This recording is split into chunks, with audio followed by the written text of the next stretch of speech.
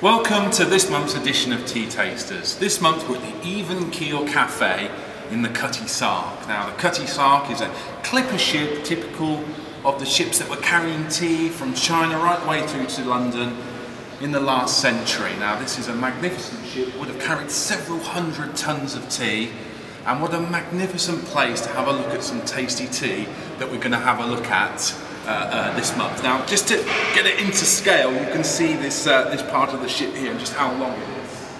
What a brilliant place to be. You can imagine back in the 1800s travelling on one of these huge clipper ships to bring the tea back home to the United Kingdom. From the New Worlds, from South America, from China, from India, being stood fast here at the helm of the ship, making sure that our precious cargo got back to the UK. You can imagine being here on board of a clipper ship in the race to get your valuable cargo of tea back home to the UK. One ship worth could make you a millionaire for life. And you can imagine the water breaking over the side of the ship. You just begin to understand what a very dangerous and adventurous life this was on board the clipper ships. So this month, as I've said, we're going to try some Brazilian tea. Now this is a Brazilian CTC tea. Interesting thing about Brazil is tea production, or tea was first introduced to Brazil in around 1812, but didn't become commercially viable until the 19th century. Quite a small production country, Brazil, producing about 11 million kilos, which is around 20% of the tea that somewhere like India would produce. And its largest market is probably the US, where 70% of its exports go. Now there's two very, very distinct growing regions in Brazil. In the north there's a region around Registro City, and this is producing a lot of these black teas like this one that we have here today. And then there's a region in the south of Brazil called Paraná, which is growing a lot of green teas with some of the Japanese tea variants that were introduced more recently. So I'll put a good heaped teaspoon of this beautiful brown Brazilian CTC into our tasting crockery. And don't forget, if you're doing this at home and you're using a teapot, a good heaped teaspoon for each person, or for each person that the pot served, then one for good luck. But our tasting crockery, one good heaped teaspoon there. And I'm going to add some hot water. Okay, so I've got water here that's just come off the boil. I'm going to add that to my tasting crockery there, good heaped teaspoon.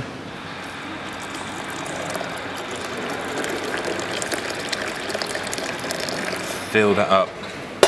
Wow, looks terrific, swirling around and brewing there in the crockery. So I'm going to leave that now for 3.5 minutes, as we always say on Twinings. A minute for the colour, a minute for a flavour, and a minute for the goodness, as I like to say. So we've given our tea now 3.5 minutes to diffuse and do its wonder. We're going to pour this into our tasting crockery, and we're going to have a little look at what we've got. Now, as I was saying, this is a CTC tea. So the CTC teas are mechanically processed, so they have a granular or almost powdery look to them.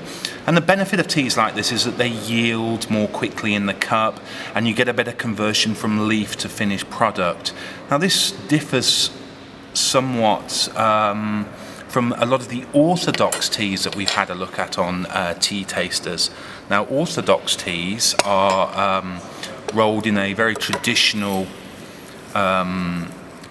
sense, and these have been rolled between two flat rollers, and you can see it produces more of a twist in the leaf. So that's an orthodox tea. Now with an orthodox tea, they're slightly slower to yield their colour and flavour, and a lot of purists will tell you that orthodox tea is the only way forward, but these CTC teas are now becoming very, very delicious, and I am really excited to be trying this now.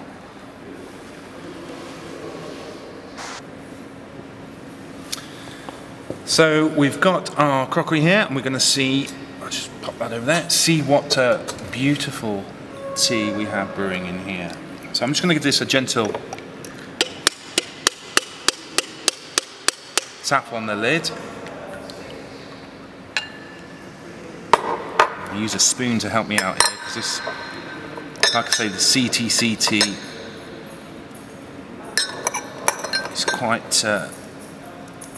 fine when it brews up. And there are all the characteristics for me of a well-grown tea.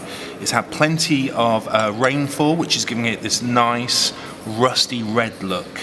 And as I look into the infused liquor here, I've got a nice, deep, bold caramel colour. Again, indicative of a really good quality tea. This is an absolute beauty from Brazil, and I'm sure it's going to taste as magnificent as it looks. Okay, so we've given our tea 3.5 minutes. We had a look at some of the colour of the infused leaf.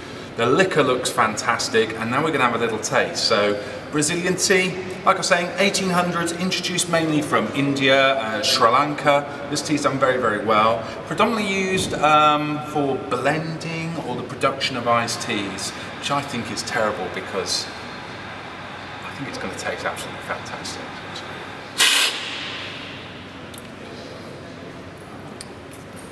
Beautiful. A very subtle sweetness to start, and almost a gentle powdery coconut body. And then for me, what's really different about this tea is there are no overwhelming tannins invading the mouth or leaving an aftertail of taste. So this for me is an ideal tea. Great with milk, without milk, or even with sugar or without sugar if you're that way inclined, but definitely not one to be missed. And I'll be having a few more cups of this, so I hope you enjoy this as much as I am. Beautiful, really nice.